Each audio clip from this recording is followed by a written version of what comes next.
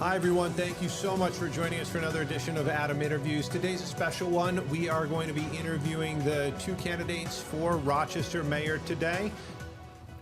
We are therefore going to be speaking with Louis Sabo, the Conservative candidate, and the Democratic candidate and incumbent Mayor Malik Evans. But first, we're going to talk with Louis Sabo. Louis, thank you so much for joining us. We really appreciate it. Thank you for having me. It's a great opportunity to talk. Before we get going, why don't we just talk about you? So you're originally from Cincinnati. You came here to go to school at RIT for photography. Yes. What happened after that? Well, as I tell people, one of the reasons I chose to come up to RIT is I thought there'd be a better chance of snow. But by junior year, I was pretty fed up. I'd leave on Memorial Day weekend to go back home. And it was like it was changing temperate zones. There were no leaves on the trees when I'd leave RIT. And I'd cross the border into Pennsylvania. And then once I got into Ohio, it was like summer was full on for months. I'm like, I'm getting tired of the dark, dreary Rochester. Well, senior year came into full bloom. Spring showed up. I didn't know what a lilac was until that year, and I was just amazed that everything was blossoming in Rochester. And that started, well, maybe this is worth sticking around. And I had some other involvements in Rochester, and the primary one was I was engaged. My wife went to RIT as well. We both graduated, but she had to finish out a summer session. And so I hung around for the summer and learned more about the region and realized this is the place to be. And so that just started us on a journey of making Rochester our home, and that come to find, job opportunities as well as start a family and raise a family and start businesses and run them here. So it's been a good journey, and I want to see that continue for all of Rochester. See everybody be able to take advantage of that opportunity, and I feel those things are disappearing faster and making it more challenging for people to make Rochester their home. You're running on the Conservative line, not the Republican line. What happened there? Well, it's a party-driven process in politics in New York, and we went out to get signatures and just didn't hit that threshold. And the Republican Party obviously supports and engages with their candidates, but we couldn't get enough signatures completed in time for that line. Concurrently, the Conservative Party was also passing and met that threshold just fine. So little bit of a learning process, my first time through. So those were some of the learning steps in that whole process of getting on the ballot. So. And that may lead into my next question properly, but this is a long shot bid given that Rochester is primarily Democratic. It can have Republican mayors. At the same time, it's going to be a hard slog. It probably has been for you. What made you decide to get into it? Again, like I said, I want to see Rochester turn back to a thriving community. And you and I have been here in that time when it was a corporate world and there was a lot of job opportunities and things that would help businesses thrive in the city. A lot of that's been lost, and we need to take a proactive approach to that and try and win that business back and keep chasing after those things that I think build a healthy mindset and will breed new opportunities for Rochester going forward. And so that's why I'm running for this office, is to see how we can spur that on. And safety in our community is one of those big factors that will help that grow. Biggest goal on my top of the list is making Rochester affordable again for a one-income household. And just that challenge in itself makes you think through what are the things we can do to make that happen. Because one thing that Rochester lacks is generations of family remaining in the city. And the family takes care of a lot of things that government said we could take care of, and they really can't. You have a sick kid. Do you have grandparents around that can help out in a pinch? Do you have a support, maybe your faith community and things to help out in times of need? beyond looking to our government, which has not been able to meet those needs. And so we need to reinvigorate that, the family as well as interaction with the faith community. So what specific steps would you take to make housing more affordable? The housing affordability is a complicated one. I just had a conversation with a person that I have gotten to know in the past year that just moved here from San Francisco. He says, well, Rochester's quite affordable. And so it's a relative thing. Affordability really is accomplished. Can you have a decent job, a regular job that shows that you're earning income that you can then qualify for loans to buy? The bidding wars of driving things up and making them expensive, we got to figure out how to tamp that down, because there's no reason that somebody should pay $160,000 for a dilapidated house. And so there's numbers of people I've talked with, realtors, mortgage brokers, and things that hit on some of those topics. Well, we got a lot of foreign investment. They're trying to make money with their money, and it adds pressure to the market unnecessarily. So how can we keep that under control? But I guess you're a conservative candidate. I would wonder if some of your brethren would say, well, that's free market economics. The government shouldn't intrude on that. Yeah, so we've been paying people to come here, tax abatement or actual dollars. Rochester's the highest paying city that will pay people money to move here, up to $19,000. Is that helpful in the process of letting the local people compete in a market? And so we got to look at those things. What incentives are you putting out there to make Rochester attractive that it brings pressure from outside markets when you can't keep up with employment opportunities within our own city? So that pressure should be, incentives should be giving people economic opportunity here in the city to be able to compete for those places to live. What do you think about the sanctuary city status? Would you try to abolish that in Rochester? Yeah, I would cut it back. I agree with the premise originally, what sanctuary city was. Certainly we should support our elderly community being able to have the services they need. Certainly we should keep Rochester functional for the hard of hearing and deaf, which was part of the original charter, and for refugees that have been sent here, officially recognized by our government and asked us to accommodate them. And that has worked well. There was no need to add on additional things. And so I would cut back what recently was changed and remove the protections for undocumented workers. It just doesn't make any sense in my mind. One of the biggest part of the sanctuary city law is that RPD can't respond unless it's an emergency, cannot help in federal efforts when it comes to undocumented workers. Do you think that they should be allowed to help in non-emergency situations with federal agents? Well, their job, the RPD, their role is to keep our city in order. If you're having mobs attacking ICE as they're doing their job and vandalizing their cars, that's a city problem, and our police should be about keeping order as ICE goes about and does their job. Oh, I think a lot of people would agree with that and consider that emergency. I'm talking about the traffic stops, things like that. Traffic stops, I don't think those are significant compared to the other things that have gone on against ICE. And, right.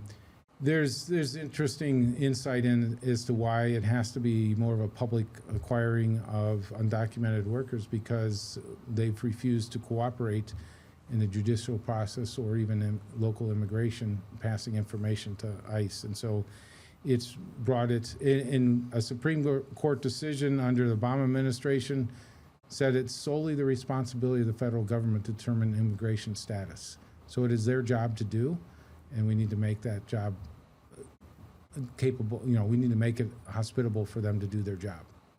Right. Okay. Anything else that you would change when it comes to homelessness? There was an issue in the Democratic primary about places that people could live on the street, camps, if you will. What would you do should camps start to arise if you're mayor? Well, we certainly, the only areas where we have made spaces for homeless to have shelter is the faith community that's expanded those spaces. The rest of shelters that are supposedly there, they won't take anybody in unless they have state funding or DHS has funded them. So that would be a number one thing. Why are all the other organizations supposedly that are supposed to help with homeless needs not doing the job and wanting money first before they go out and do their work? And that speaks to a larger problem that's going on related to nonprofits that say they're going to do something and then it's a pay-as-you-go thing. So I engage with our faith community, which already has been opening and making more spaces available, and ask what help they need or how we can partner with them and expanding those needs. But making the outdoors your home obviously is dangerous in the winter. It's cold, and we need to figure out a way to either encourage those people to be a part, make use of the shelters. And I think the city already mandates it with the Code Blue situation that shelters have to open their doors. Right. So you would be in support of sweeps like we've seen where camps are cleared? Yeah, I mean, we have a lot of nice areas in our city that are now somebody's home. Parks that you go to walk through and it's not safe or doesn't feel comfortable walking through there because you don't know who's in there or what that person is what's going on as you come near that space. So it makes it unwelcoming for the rest of the community that lives there to go out and fully experience their outdoors. So I, as an example, I'm a cyclist. I cycle the Genesee waterway paths, and you will find people that are camped out along that path. Well, there's runners, there's women and men that run along that. What's the chance that something could happen? And so you need to keep those spaces clear and free. We've invested in those spaces for the community to fully be a part of. And if that's preventing people from getting out there and making use of those spaces, we need to keep it clear and safe.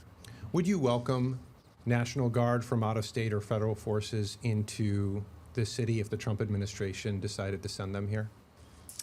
Well, I think us doing our job properly and making sure that services, or if the immigration is doing their job and it's safe for them to do their job, that we shouldn't have to have the National Guard. However, let's say it's right now, like what the situation as it is right now, next week, there's an announcement, we're going to send it in. Would you welcome them? I would. I don't know how to answer that one at this point. I don't see it's as threatening or hostile as some of the other cities, and as necessary a need. But I would say we've brought the National Guard in under COVID, brought them in the hospitals. We've used the National Guard as recently as earlier this year with the prison stuff. So they obviously are familiar with working in New York State and in our cities in the past 4 or 5 years. So I don't think they would be much of a hindrance to our city's operation if they came in. But I also, at the same time, I think we can make it hospitable for what needs to be done for immigration as we stand as a city right now. Louis Sabo, any other messages, a last message here for the community in this particular interview? I'm your neighbor.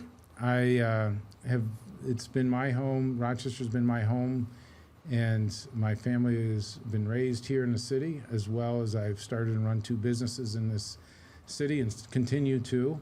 I like my home a welcoming area for the greater community of Rochester. That's the only way Rochester's going to thrive, is being open and inviting to the rest of Monroe community to come in and do business with our businesses in the city. And that gives job opportunity and services to our community. I see educational choice and that expanding as a part of making business more successful in our city and like to pursue that. And I'm asking for your vote on the ballot this November 4th on the conservative line. Louis Sabo, thank you so much for the time. We extended the invitation to you. You accepted, and we're grateful that you came by the station. Thank you. All right. Okay. So we've been speaking with Louis Sabo, the conservative candidate for the Rochester mayoral race. Coming up, we're going to hear from the Democratic candidate, current Mayor Malik Evans. We're going to ask him some questions, and we thank you for watching. We'll be right back.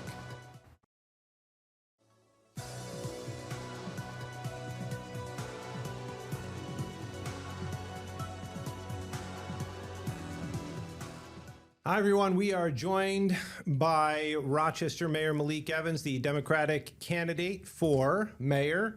Mayor Evans, thank you so much for joining us. Thanks for having me. Good to be here. All right. We appreciate it. You are on the campaign trail just a few days away. How's it feeling so far? It's feeling good. You know, we continue to work hard every day, just as we did in the primary. We did not stop after the primary. And it's important for people to know that this is an election year. You know, I was telling you before, as we came in, that folks say it's an off-year election. No, every year there's an election. And local elections are just as important as state or national elections because these are the issues that we deal with that are closest to the people. So this would be your second term. Is there any lesson that you picked up on your first term that you would apply to your second? Well, I think one of the lessons I learned is continue to reach out for help. And that has been very successful in all the things that you want to do. You cannot do anything alone. And when we wanted to bring down violence, we went to the state and got an increase in our gun-involved violence elimination program. We got dollars for our non-fatal shooting programs, and we saw results as a result of reaching out for that help. So, you know, if trends continue this year, we'll probably see about a 63% reductions in shootings from where we were at 2021, 50% reduction in homicides. But that is the result of community help, of state help, of everyone coming together, launching our Rochester Peace Collective, launching the Office of Violence Prevention. So a lesson that I took away is you have to ask for help because the city doesn't have enough resources to be able to do it alone. You need the broader community, but also multiple levels of government.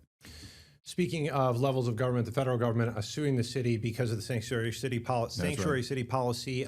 Any new approach that we can expect in a new term? Well, I think the approach that you're going to see is the same approach that I took back even before the sanctuary city policy, when the National Institutes of Health threatened to withhold dollars from the University of Rochester. We immediately joined a lawsuit to stop that from happening and got a stay in that because that would have resulted in thousands of job losses for residents in the city of Rochester, particularly those that worked at the U of R. So we jumped into action on that. And that was in February before the Sanctuary City lawsuit came. So we have numerous legal actions in court right now as it relates to the federal government. And our sanctuary policy simply says that the 10th Amendment to the Constitution is clear that, we are under no obligation to do the work of the federal government. And that is what we are arguing. We think we will be successful in that. But what we are saying is that we will stand rock solid in the face of encroachments from the federal government. They really need to be focused on carrying out the issues that the federal government is supposed to do. How about pass a budget on time?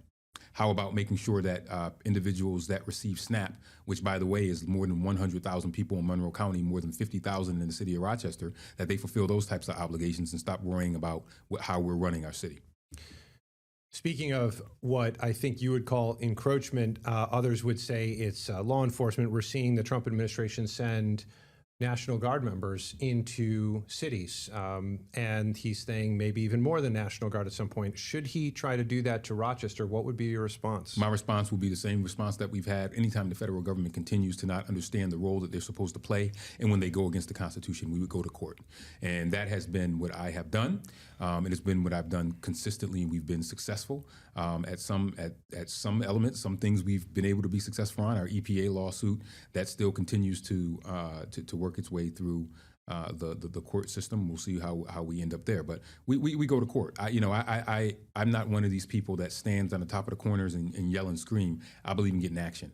And with this administration, you have to use the legal system to make sure that they work to correct the federal overreach that we are seeing and that we've been seeing since January 20th. When you talk to people who grew up in the city in the 50s, 60s, I've heard from a few saying, you could work as a janitor in one of the manufacturing plants and still send your kid to college, and then they rise. And they say, where are those manufacturers in town now? We need more of those types of jobs where you can work at a ground level, job, work up yourself, or get your kids into that. Do we need more of that? Is that a myth that existed in the 50s or 60s?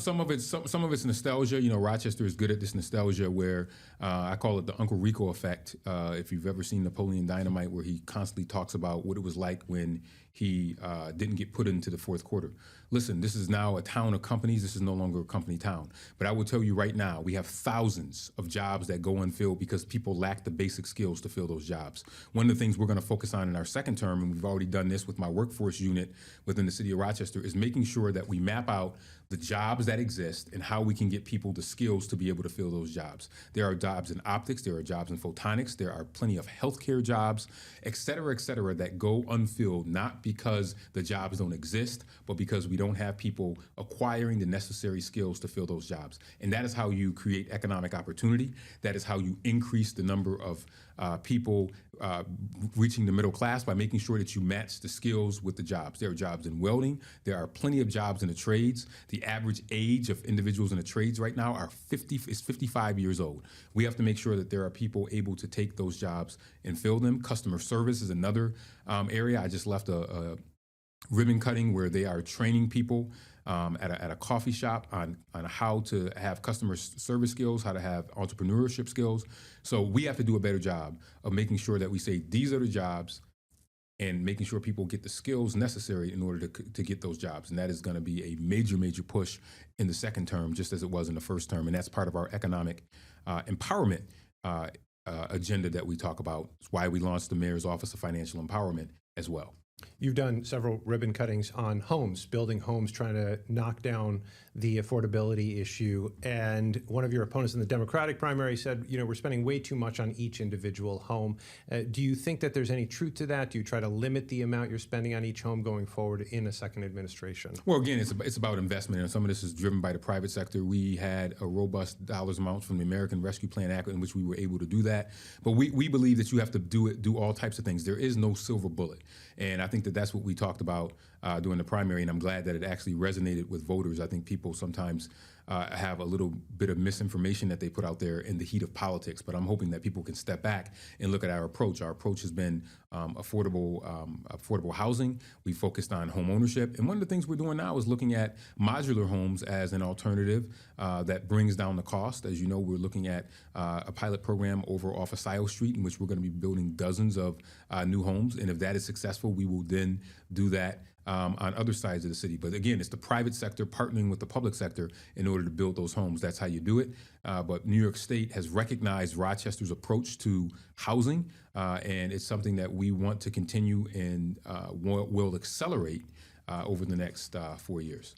Well, I think we talked a year or two ago, and we talked about the problem of people, especially kids, stealing cars, burglarizing, robbing, things like that. Have we gotten to look at those numbers? Are those going down? And either way, how do you continue to approach this issue? Those numbers have gone down dramatically from 2023 up until today. Thank God we still have individuals that still think that they need to go and take somebody else's property. It's why the JEDS program is so very, very important. And it's why we also make sure that we zero in on repeat offenders. Some of the stuff the judicial system has to take responsibility for. They have the ability oftentimes to prescribe certain sentences to folks, and they need to make sure that they do that, and that you work to rehabilitate folks. It's why I work so very closely with the county executive on the JEDS program, and that has proven to be so very successful, and it's why you've seen over a 60% drop in car thefts from the high point that we were at. I remember you came back from San Antonio, I think, and you basically said, how have they gotten it so right with their water, and we have to do the same thing. Or you just saw, I don't remember, did you actually go there? I can't remember. San Antonio, yeah. Okay. Yep, the Riverwalk in San Antonio. And so now we're seeing everything with Broad Street, we're seeing the Rock the Riverway, and then I just spoke with Vinny Esposito about the High Falls State Park. It looks great, right? I don't think anybody would look at that and go, that's not it. That's right. But the money, it's going to cost money. Is that worth the cost? Absolutely, it's worth the cost because of the economic development driver that it will bring to the broader community, and Rochester deserves it. We have gotten into a position where oftentimes you will hear people say, oh, why are we doing that? Well, other cities have that, and does the city deserve anything less? It's really a tough paradigm shift to get people to understand that they deserve these things. I remember yesterday I planted my 6,000th tree, and people said, why are we doing that? I had to hire tree ambassadors so that way they could explain to people why it was important for the city of Rochester to have a great tree canopy.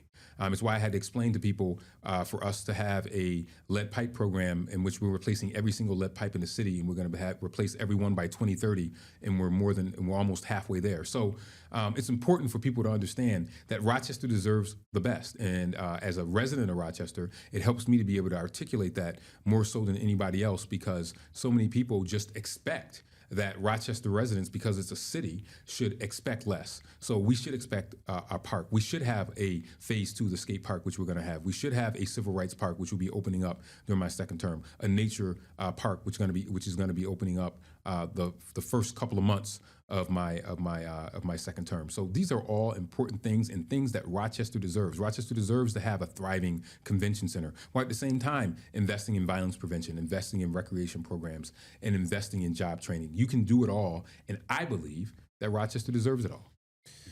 When it comes to you're on the Board of Education, we're seeing those issues with the payroll. Are you in conversations with the school district? Because a lot of teachers are pretty upset right now. Oh yeah, a lot of teachers are very upset, and I meet with the superintendent every month. And what I've said to the superintendent in the district is that I want to be a resource. If they feel as though I can help them, I want to be able to do that. And I try to focus on all the things outside of the classroom that we can affect to make learning opportunities better for all kids in the city. And we have a multitude of kids that go to all types of schools in the city: parochial, private, urban, suburban. About 9,000 kids in the city of Rochester go to charter schools.